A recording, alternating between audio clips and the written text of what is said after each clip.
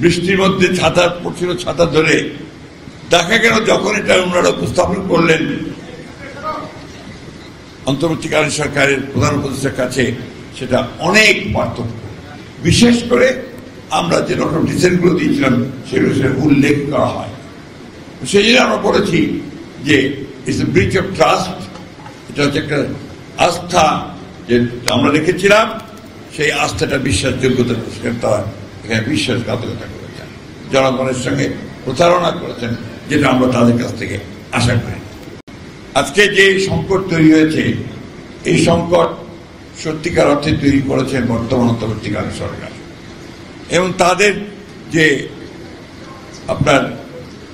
তারা যে কমিটিটা তৈরি করেছিলেন, অর্থাৎ রিফর্মস কমিশন। এই কমিশন দীর্ঘ প্রায় 1 বছর বা 8 মাস 9 মাস তারা এই কমিশনের ঐক্যমত্য কমিশনে তারা আলোচনা করেছেন ঐক্যমতের বিভিন্ন বিশ্বের সংস্কারের বিভিন্ন বিষয়গুলো নিয়ে। প্রায় অনেকগুলো বিষয়ে একমত হয়েছেন, কয়েকটা বিষয়ে আমরা একমত হতে পারিনি। সে বিষয়গুলো আমরা নোট ডিসেন্ট দিয়েছিলাম, অর্থাৎ আমাদের এখানে মতভেদ থাকলেও আমরা মূল যে সনদ সেই সনদে আমরা স্বাক্ষর করেছি। এটাই নিয়ম এবং এটাই আপনার নিয়ম যে আমরা যারা ইলেকশনে যাব, ম্যানিফেস্টোতে এই বিষয়গুলো থাকবে। জনগণ যদি আমাদের ভোট দেয় তাহলে আমরা সেই বিষয়গুলো আবার সামনে নিয়ে আসবো, সেগুলো আমরা পার্লামেন্টে পাস করে আমরা সেটাকে দেশের যে পরিবর্তন, সেই পরিবর্তনটা নিয়ে আসবো। আর জনগণ ভোট না দেয় তাহলে সেটা বাদ হয়ে যাবে।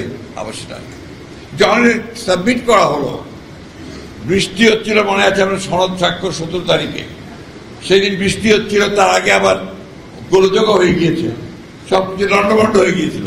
সেটাকে আবার ঠিকঠাক করে আমরা সমস্ত রাজনৈতিক দলগুলো যখন একমত হয়ে সেখানে স্বাক্ষর করলাম, বৃষ্টির মধ্যে ছাতা পড়ছিল, ছাতা ধরে দেখা গেল যখন এটা ওনারা উপস্থাপন করলেন অন্তর্বর্তীকালীন সরকারের প্রধান উপদেষ্টার কাছে, সেটা অনেক পার্থক্য। বিশেষ করে আমরা যে রকম ডিসেন্টগুলো দিয়েছিলাম সেগুলো উল্লেখ করা হয়। সেই জন্য আমরা বলেছি যে it's a breach of trust. এটা হচ্ছে একটা আস্থা যে আমরা রেখেছিলাম, সেই আস্থাটা বিশ্বাসযোগ্যতা তারা এখানে বিশ্বাসঘাতকতা করেছেন, জনগণের সঙ্গে প্রতারণা করেছেন, যেটা আমরা তাদের কাছ থেকে আশা করি। আজকে প্রশ্ন উঠেছে, যেটা আপনারা বলেছেন বিভিন্নভাবে, আমরা একটা কথা খুব পরিষ্কার করে বলতে চাই, বিএনপি সংস্কারের দল। বিএনপির জন্ম হয়েছে সংস্কারের মধ্যে দিয়ে। বিএনপি 79-এ বিএনপি তৈরি হয়েছিল, শহীদ প্রেসিডেন্ট জিয়াউর রহমান তখন এই বিএনপি প্রতিষ্ঠা করেছিলেন। একদলীয় শাসন ব্যবস্থা থেকে বহুদলীয় গণতন্ত্রে বিএনপি সেটাকে নিয়ে এসেছিল, অর্থাৎ শহীদ জিয়াউর রহমান নিয়ে এসেছিলেন। সমস্ত পত্র পত্রিকাগুলো বন্ধ ছিল, সেগুলো সমস্ত খুলে দেওয়া হয়েছিল। মানুষের যে মৌলিক যে অধিকার, সেই অধিকারগুলোকে প্রতিষ্ঠিত করা হয়েছিল এবং সেটা করেছিলেন শহীদ প্রেসিডেন্ট জিয়াউর রহমান। আজকে একদিকে রাজনৈতিক সংস্কার, অন্যদিকে অর্থনৈতিক সংস্কার, পুরোটাই তখন শহীদ প্রেসিডেন্ট জিয়াউর রহমান করেছেন। পরবর্তীকালে দেশনেত্রী Begum Khaleda Zia presidential form of government থেকে পার্লামেন্টারি ফর্ম অফ গভর্নমেন্টে ফিরে গেছেন। আরো পরে তিনি কেয়ারটেকার গভর্নমেন্ট সিস্টেম আমরা প্রথম দিকে না মানলেও উনি কিন্তু একটা নির্বাচন করে 2/3 মেজরিটি নিয়ে এসে এই কেয়ারটেকার গভর্নমেন্ট সরকার পাশ করে উনি কিন্তু সেটা সংবিধানে অন্তর্ভুক্ত করেছিলেন এবং সেই কেয়ারটেকার গভর্নমেন্টের অধীনে 4টি গ্রহণযোগ্য নির্বাচন অনুষ্ঠিত হয়েছে। সুতরাং বিএনপি সংস্কার চায় না, এই কথা যারা বলে তারা পুরোপুরি জাতির সামনে জাতিকে বিভ্রান্ত করবার জন্য বলে। বিএনপি অবশ্যই সংস্কার চায়। 2016 সালে বিএনপি ভিশন 2030 দিয়েছে সংস্কারের জন্য। বিএনপি সমস্ত রাজনৈতিক দলগুলোর সঙ্গে কথা বলে আগে 10 দফা ছিল, 27 দফা, তারপর 31 দফা দিয়েছে আপনার সংস্কারের জন্য। শুধু এই কথা বলে মানুষকে বিভ্রান্ত করতে চায় যে বিএনপি সংস্কার চায় না। আমরা সংস্কার চাই, সংস্কার করেছি। আমরা প্রত্যেকটা সভায় যেগুলো আপনার আলোচনা হয়েছে সেই সভায় উপস্থিত থেকেছি এবং শেষ পর্যন্ত সনদে স্বাক্ষর করেছি। তো আমরা কোনো বিক্রি করিনি, আমরা কোনো বিভ্রান্ত করিনি। বিভ্রান্ত এবং বিট্রিয়াল যিনি আসে এই ঐক্যমত্য কমিশনে যারা দায়িত্বে আছেন তাদের কাছ থেকে এসেছে। সুতরাং এ ব্যাপারে আমাদের বক্তব্য খুব পরিষ্কার যে আমরা অবশ্যই যে সংস্কারগুলো আমরা একমত হয়েছি সেই সংস্কারগুলো অবশ্যই আমরা একমত হব আছি, সামনে ভবিষ্যতের দিনেও সেগুলি আমরা ইমপ্লিমেন্ট করবো যদি আমরা ক্ষমতায় আসি। এবং আমরা যেগুলো পারিনি সেগুলো আমাদের ম্যানিফেস্টোতে নিয়ে এসে সেটা আমরা করবো। আমি খুব পরিষ্কারভাবে বলতে চাই আমরা নির্বাচন করতে চাই এবং আমরা 2026 সালের যে ফেব্রুয়ারি মাসে অন্তর্বর্তীকালীন সরকারের প্রধান উপদেষ্টা যে ঘোষণা দিয়েছেন সেই ঘোষণার সঙ্গে একমত হয়ে আমরা নির্বাচন চাই। কিন্তু সেই নির্বাচনকে আজকে আপনার বানচাল করার জন্য, সেই নির্বাচনকে বিলম্বিত করবার জন্য একটা মহল উঠে পড়ে গিয়েছে, বিভিন্নভাবে বিভিন্ন কথাবার্তা বলে জনগণকে বিভ্রান্ত করার চেষ্টা করছে। কিন্তু আমরা খুব পরিষ্কার করে বলতে চাই, গণভোট নির্বাচনের আগে করার কোনো সুযোগ এখন আর নাই।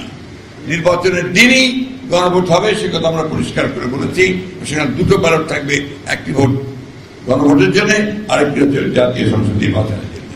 সুতরাং এই বিষয়ে কোনো দ্বিমত কারো থাকবে বলে আমি অন্তত মনে করি না। আজকে যারা এই নিয়ে গোলমাল করছেন, রাস্তায় নেমেছেন, তাদেরকে অনুরোধ করবো দয়া করে জনগণকে অনেক বিভ্রান্ত করেছেন, অনেক করেছেন, সেগুলো আমি বলতে চাই না। এক সময় আপনার এই দেশের সকল মানুষের চাহিদা ছিল পাকিস্তান স্বাধীন করে, আপনারা সেটার বিরোধিতা করেছেন। 1971 সালে মুক্তিযুদ্ধের বিরোধিতা করেছেন। আজকে দয়া করে জনগণ যে নির্বাচন চায় সেই নির্বাচনের বিরোধিতা করবেন না, কারণ এই দেশের মানুষ কখনো বিট্রিয়ালের যারা বিট্রি করে তাদেরকে ক্ষমা করে না, তারা ক্ষমা পায় না। সুতরাং ওখান থেকে সরে আসুন, নির্বাচন করুন, নির্বাচনের মধ্য দিয়ে জনগণের মতামত প্রতিষ্ঠিত হোক, এটাই আমরা সকলে চাই। জনগণ সরকার গঠিত হোক এবং এই সংকট থেকে আমরা উত্তরণ ঘটাতে পারি, সেদিকেই আমাদের যাওয়া দরকার, যেতে হবে। আমরা অবশ্যই আমাদের মিত্রদেরকে নিয়ে, যাদের সঙ্গে আমরা দীর্ঘ 15 বছর লড়াই করেছি, একসাথে কাজ করেছি, তাদেরকে সঙ্গে নিয়েই আমরা সরকার গঠন করতে চাই। এবং খুব পরিষ্কার কথা আমরা বলেছি আমরা জাতীয় সরকার গঠন করতে চাই নির্বাচনের পরে। সুতরাং এই ক্ষেত্রে আমাদের বক্তব্য অত্যন্ত পরিষ্কার।